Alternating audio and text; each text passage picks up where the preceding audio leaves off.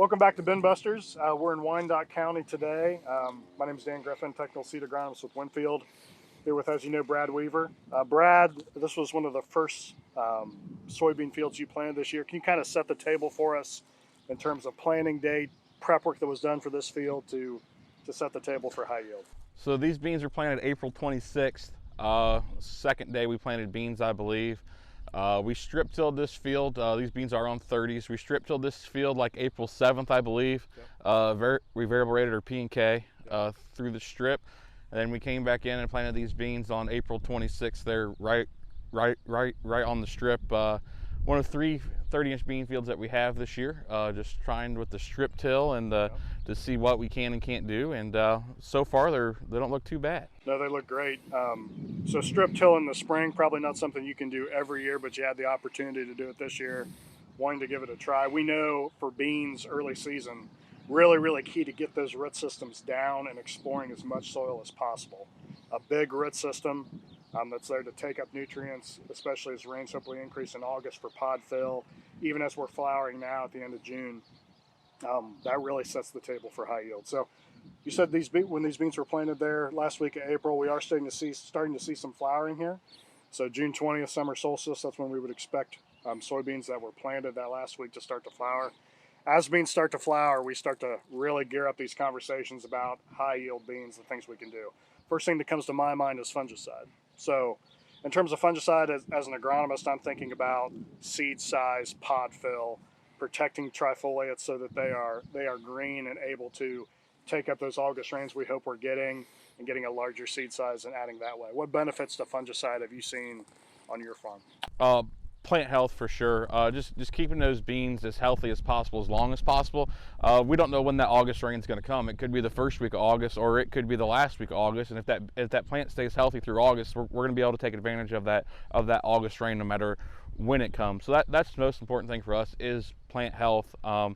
Just keeping that plant as healthy for as long as possible, so we can get as much grain flow as possible there late in the season, whether it's the 1st of August or the end of August. Yep. I think that's a great point. So 2 benefits: plant health, to keep that plant alive longer, to extend out your grain fill period, and obviously we're working against foliar diseases in soybean, especially frog eye leaf spot in this area if it comes in.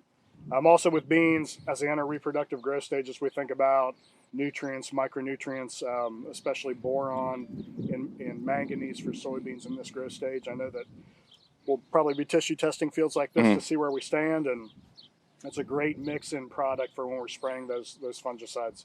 When you think about soybeans and fungicides and timing, Brad, I think about R2, so that'd be full flower.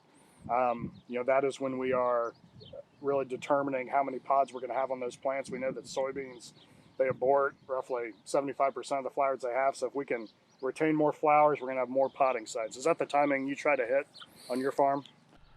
Yes. Tried to hit, yes. It just depends.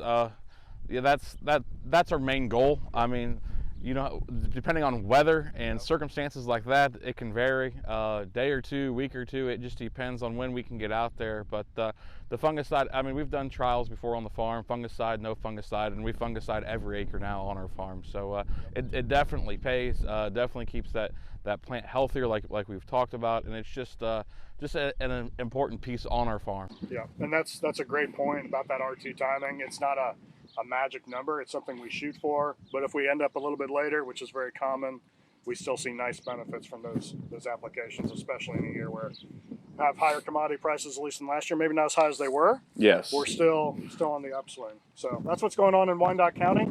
Thanks for joining us today. All right, Brad, regarding corn and fungicide. So we have a lot of different timings that we look at with corn and fungicide. We've got growers spraying at V5 for a plant health time frame. We have growers spraying at tassel for a foliar protection time frame.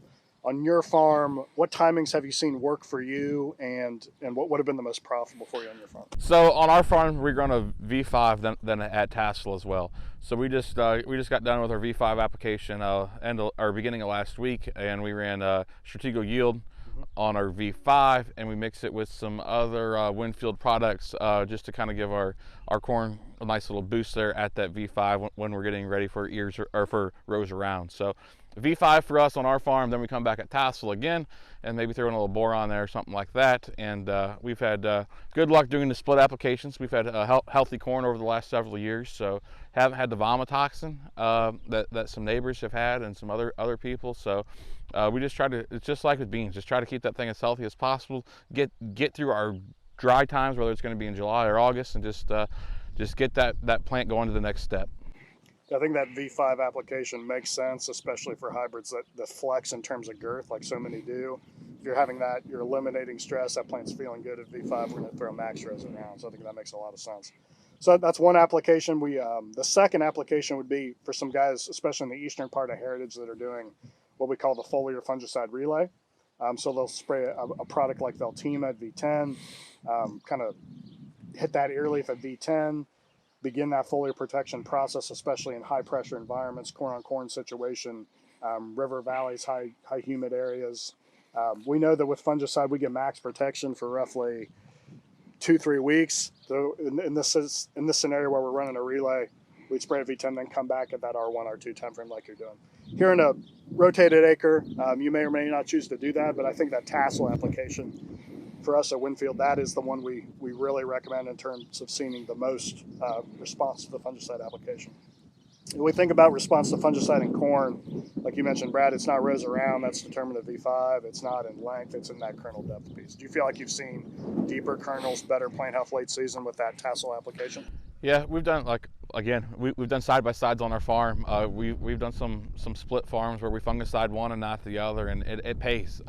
It's paid several times over, so we just, it's just routine now for us that tassel application is going to happen as long as we have a stand of corn that's worth putting a fungicide application on. Yep, I think that makes sense, and once these things prove themselves over and over again, it becomes standard operating procedure for a farm. So just like we talked about in beans, great opportunity with these fungicide applications to add micronutrients. So Brad, when you're thinking about corn that is starting to tassel out, we've got a long way to go here with this plant here. But for those tassel fungicide applications, what micronutrients are you considering? Boron, definitely.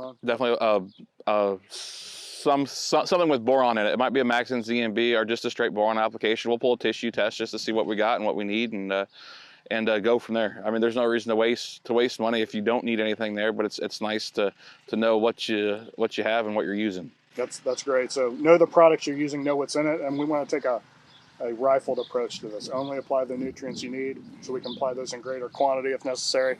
Tissue testing before we do that tassel application, that's a great point. And we definitely recommend 7 to 10 days before you cross that acre with a plane, with a high boy sprayer, or pulling a tissue test to see what other nutrients could be added to that tech mix to gain us those extra bushels. Thank you for your time, Brad. Thank you.